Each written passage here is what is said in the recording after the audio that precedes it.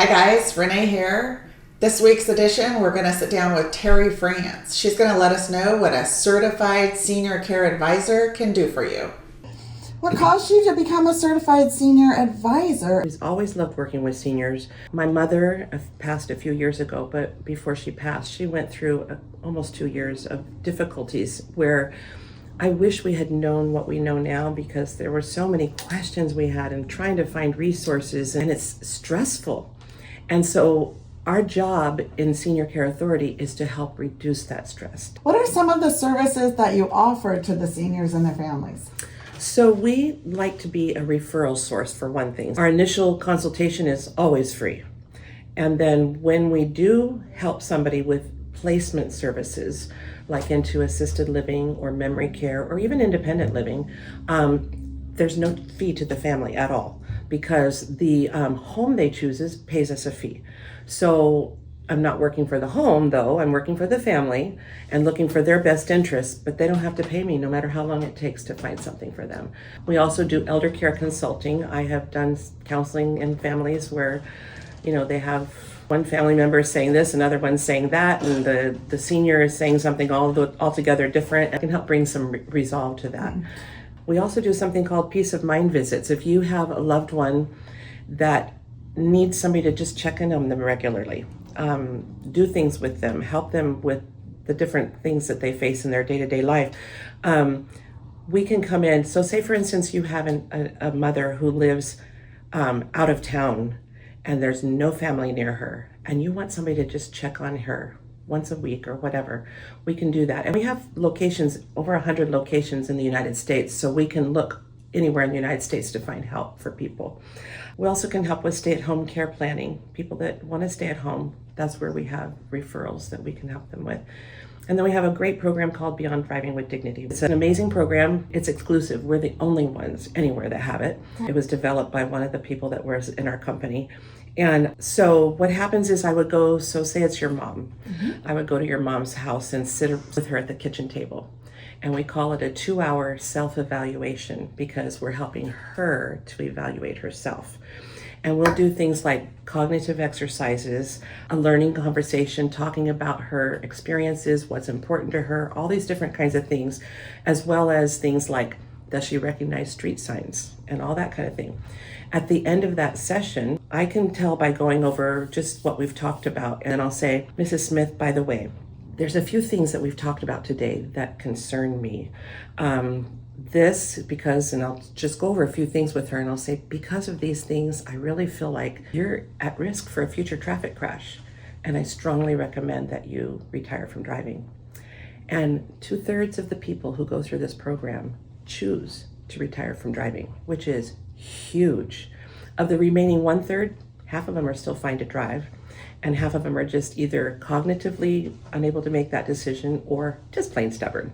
And we always give the families resources so that they can move on to the next step. We had one particular man who went through the session, and at the end he said, yep, I see what you mean, and I know you're right, but I'm not giving up my driving. And so the gentleman who was doing the program with him, he said, well, let's just talk about it more. What is it that's holding you back? And he said, I'm a veteran, and I am on the honor guard. So when there's a funeral, I won't miss those. Aww. And so his family said, Dad, we'll make sure you get to those. And they worked it out, and he said, okay, I'm ready to retire from driving.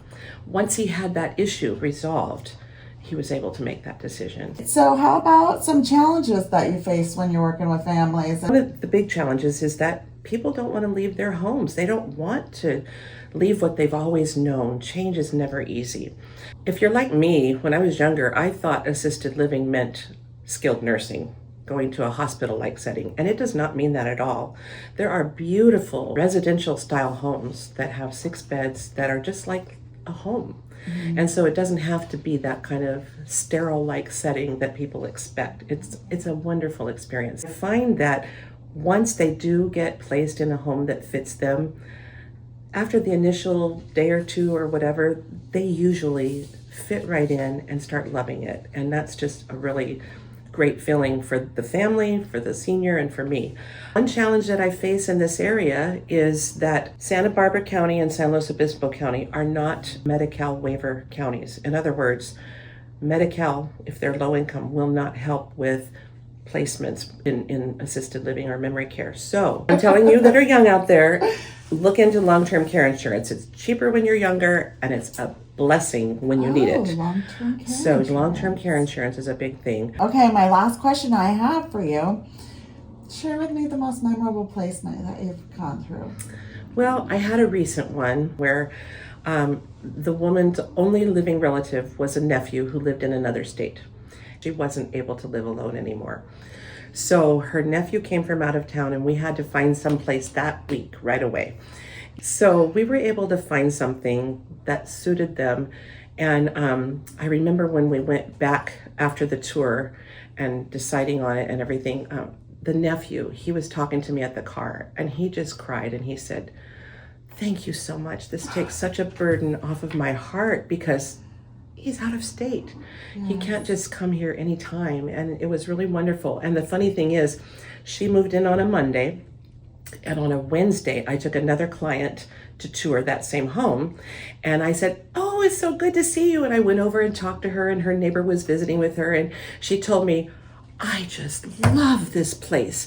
I love so-and-so who's the main caregiver." She says, "I am so happy here."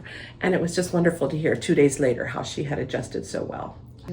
Terri, thanks for coming and doing this with Thank me. you for inviting me. Yes. I enjoyed this very much. Aw. So if anyone wants to get a hold of me, they can go to seniorcareauthority.com//SLO. I'm not only in San Luis Obispo County, but I'm also in Santa Barbara County. And like I said, we can connect you with people anywhere in the United States. You can also call 805-299-1211. I would love to chat with you, even just for a quick consultation, to see if you need my help or to give you directions to where you can receive the help that you need.